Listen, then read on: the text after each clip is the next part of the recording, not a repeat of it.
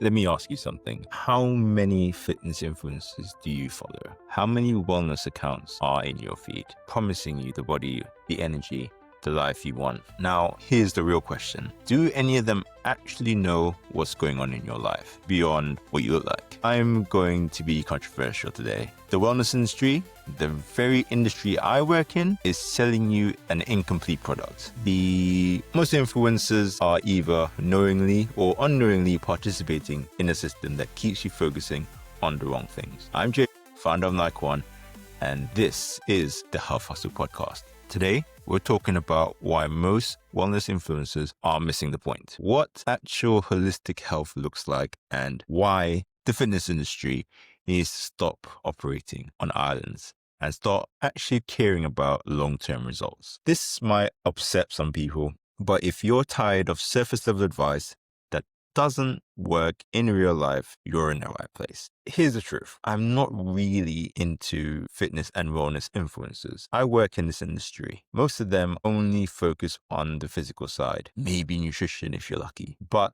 they completely forget everything else that makes up actual health and wellness. You know what I see when I scroll through wellness content? Perfect lighting, perfect angles, perfect bodies, doing perfect workouts while eating perfectly proportioned meals. What I don't see is real life. I don't see the person struggling to balance their fitness routine with a demanding job and family responsibilities. I don't see the mental health challenges, the relationship stress, the financial anxiety, the identity crisis, the grief, the trauma. I see aesthetics. I see performance. I see results. I see look good in photos, but I don't see wellness. Let me tell you what the real wellness looks like. It's messy. It includes having days where you don't work out because your body needs rest. It includes eating food that isn't clean because you're at a family gathering and connections matter more than macros. It includes saying no to things that look good on paper, but you know they'll compromise your mental health. Real wellness is about the whole person, not just the parts that photograph well. Here's what bothers me most. You know what these influencers' lives are actually like. You never really know. You don't know what they're like personally. They show you their highlight reel and sell you the program based on that highlight reel. But what's happening behind the scenes? Are they struggling with eating disorders while promoting balance? Are they dealing with burnout while preaching hustle? Are they sacrificing their relationships for content creation, I would say more like, while talking about the importance of community? I'm not saying everyone's fake, but the system incentivizes presenting a perfect image over being honest about struggle. And here's the dangerous part. When you follow these accounts and try to implement what they're actually teaching, and it doesn't work out for you in real life, you think you're the problem. You think you're not disciplined enough, not motivated enough, not committed enough. But the real problem is that you're trying to apply a one-dimensional solution to a multi-dimensional life. There are exceptions for me. I respect people like Sean Nilawani and Dr. Eric Berg because they actually focus on sustainable science-based approaches. They admit when they don't know something. They expose bad practices in the industry. They care about long-term results, not just quick transformations that look good in the before and after photos. You know what I mean? But they're rare. Most of the industry is focused on selling you the dream, not supporting you through the journey. The wellness industry has become about quick fixes instead of sustainable change, aesthetic results instead of functional health, individual achievements instead of collective well-being, selling products instead of providing education, building personal brands instead of building communities. And this is why so many people are frustrated, burnt out, and convinced that wellness doesn't work for them. It's not that wellness doesn't work. It's that most of what's being sold as wellness is incomplete at best and harmful at worst. Here's what I've noticed about the wellness industry. There are lots of people who on their own islands make their own money and not worried about everyone else. Everyone is trying to build their empire, protect their intellectual property, differentiate for their brand from others, and I get it.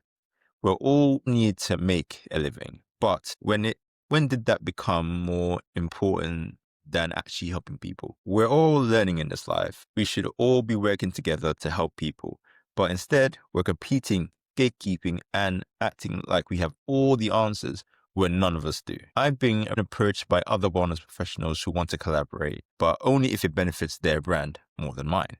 I've seen people refuse to refer clients to specialists who could actually help them because they don't want to, quote unquote, lose the client. I've watched wellness influencers spread misinformation because correcting it would mean admitting they were wrong, and that might hurt their credibility. This island mentality is killing the potential of what this industry could be. Imagine if instead of competing, we were actually coordinating care. Imagine if personal trainers, therapists, nutritionists, life coaches, and medical professionals were all working together around each client's needs instead of trying to be everything to everyone. Imagine if we admitted when something was outside of our expertise and referred people to someone better equipped to help instead of trying to fumble through it ourselves. Imagine if we celebrated when our clients got results from working with someone else instead of feeling threatened by it. That's the model I've built at Nike One. I work with a team of therapists, physiotherapists, life coaches. When a client needs something I can't provide, I connect with them with somebody who can. Their success is more important than my ego. But this approach is uncommon because the industry rewards individual achievement over collective impact. Here's what I think is happening. The wellness industry has adopted the same toxic individualism that's making people sick in the first place. We live in a society that says, pull yourself up by your bootstraps. Grind until you make it. You don't need anyone else to succeed. And that mentality is literally creating the stress, insulation, and burnout that drives people to seek wellness support. Then they come to the wellness industry hoping for something different, and we give them more of the same. Individual programs, personal achievement, self-optimization, doing it alone. We're trying to solve a collective problem with individual solutions, and it's not working. I come from the Caribbean, where wellness was always a community practice. When someone was struggling, the whole community showed up. When someone needed help, you didn't have to pay for it or prove you deserved it. You got it because you were part of the community. Health wasn't about individual optimization. It was about collective thriving. Somewhere along the way, we lost that.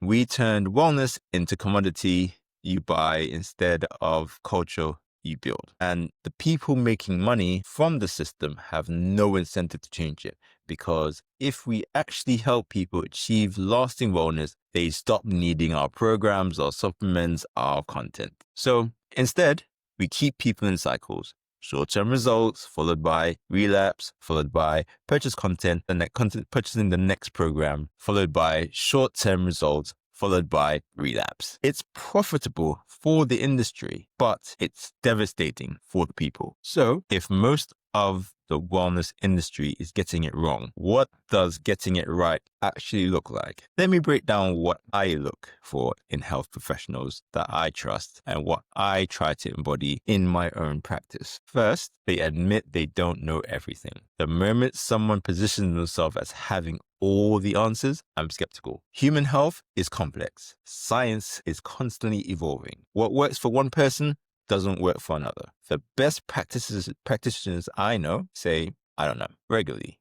They say, let me research that, or that's outside my area of expertise, because I know someone who specializes in it. Now, confidence is important, but humility is essential. At Nike One, I'm constantly learning. I'm reading new research, attending trainings, getting mentorship, questioning my own approaches, because if I think I've figured it all out, I've stopped growing. And if I've stopped growing, I can't help my clients grow. Second, they expose bad practices in the industry. If someone is unwilling to call out harmful approaches, even when it might cost them followers or business relationships, I question their integrity. There are practices in the wellness industry that are actively harming people, extreme diets that create eating disorders, exercise programs that lead to injury, supplement companies making false claims, influencers promoting products they don't actually use. If we're not willing to speak up about these things, we're complicit.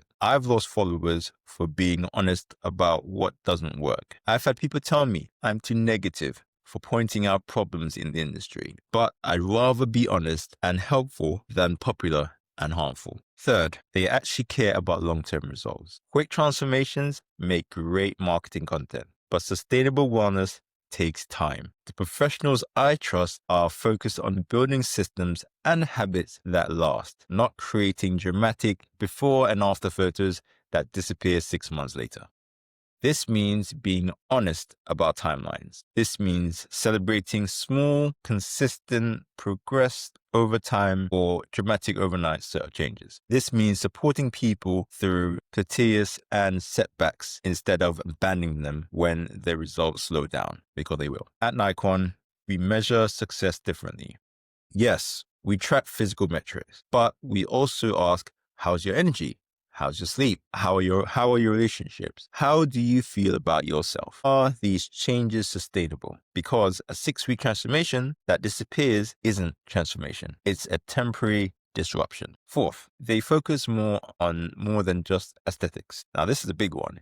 If someone primarily focus is how you look rather than how you feel and function, they're missing the point. Health is about having energy to do what matters to you. Sleep well and recovering properly, managing stress without destroying you, moving through life without chronic pain, having mental clarity and emotional stability, building meaningful relationships, finding purpose and fulfillment. Looking good might be a side effect of these things, but it shouldn't be the primary goal. I work with clients who, by conventional standards, might be considered overweight, but who have incredible strength, endurance, energy, and quality of life. Are they unhealthy because they don't have visible abs? I work with clients who look fit by Instagram standards, but are struggling with anxiety, insomnia, digestive issues, hormonal imbalances. Are they healthy because they look good in photos? We need to expand our definition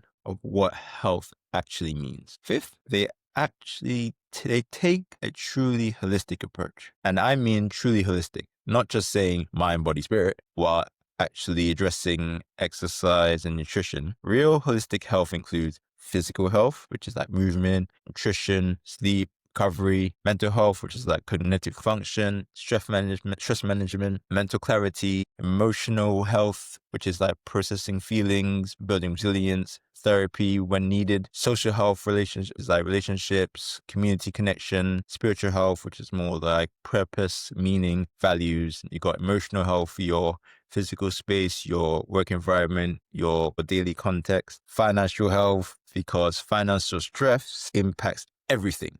You can't optimize one area while ignoring the others. They're all connected. This is why at Nikon, we offer personal training, yes, but also nutrition, counseling, physiotherapy, therapy, life coaching, and rest and recovery calls, because you cannot separate these things. Your nutrition affects your mental health. Your stress levels affect your physical recovery.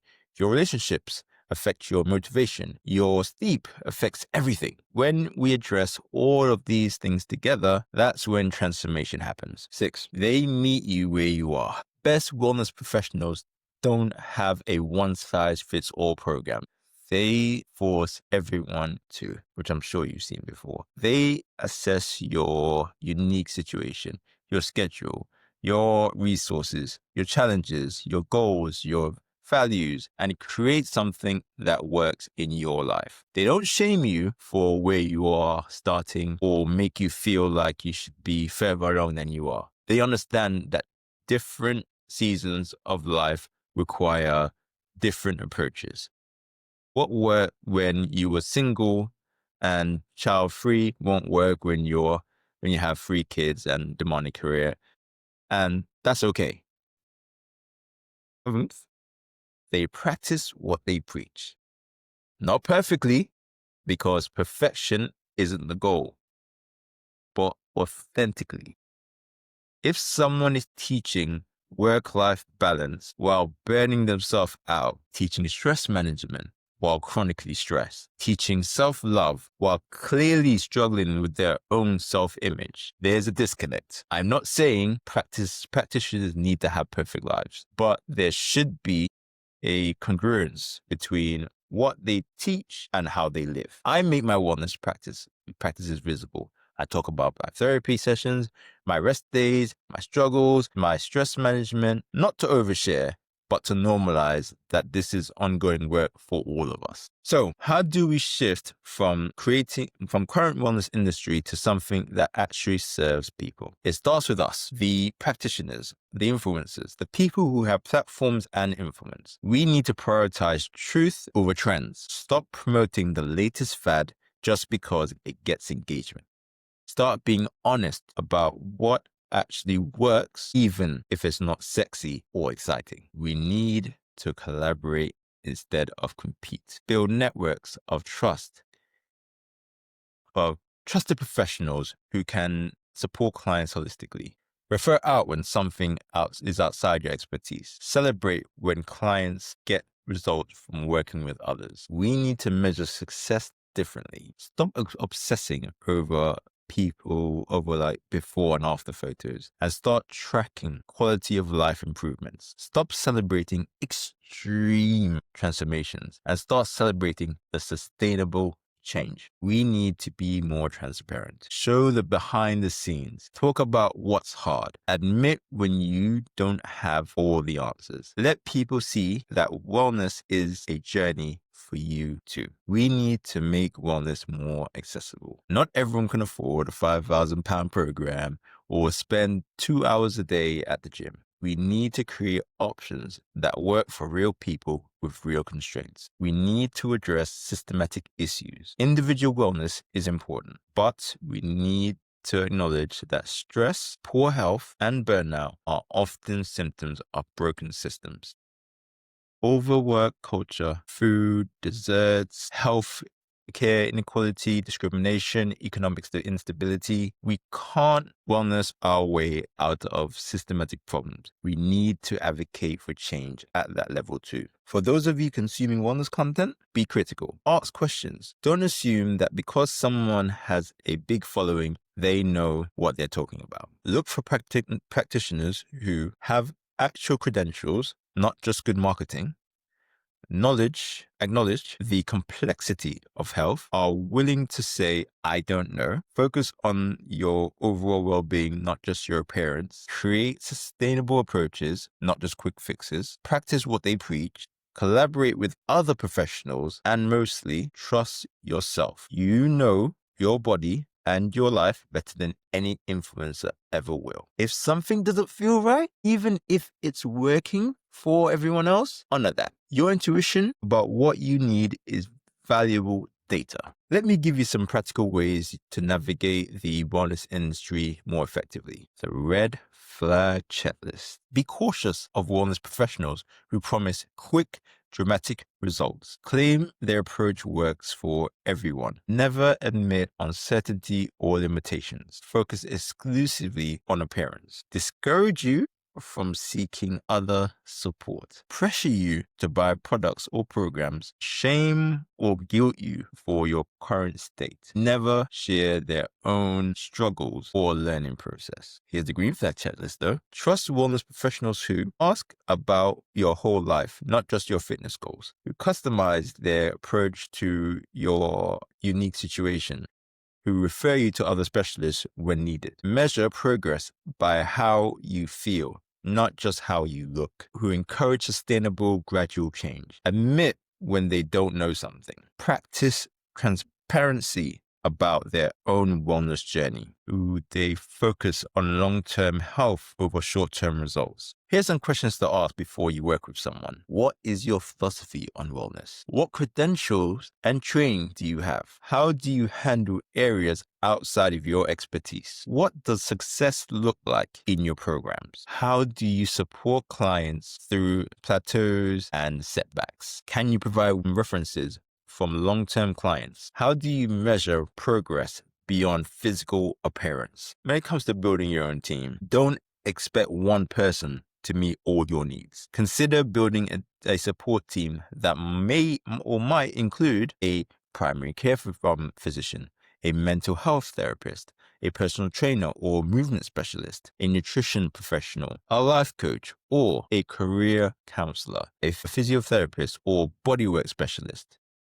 Trusted friends and community for support. Each person plays a role in your overall well-being. How about we start looking at creating your own wellness filter? Before implementing any wellness advice, ask yourself, does this align with my values and goals? Is this sustainable for my actual life? Does this address my whole person or just one aspect? Am I being sold something or genuinely educated? Does this feel empowering or shameful? Would I feel comfortable sustaining this long term? Here's what I want you to remember. Wellness is not about achieving perfection, following the latest trend, or looking like an influencer's highlight reel. Real wellness is about building a life where you feel good in your body, clear in your mind, sustainable in your emotions, and connected to what matters most to you. It's messy. It's ongoing.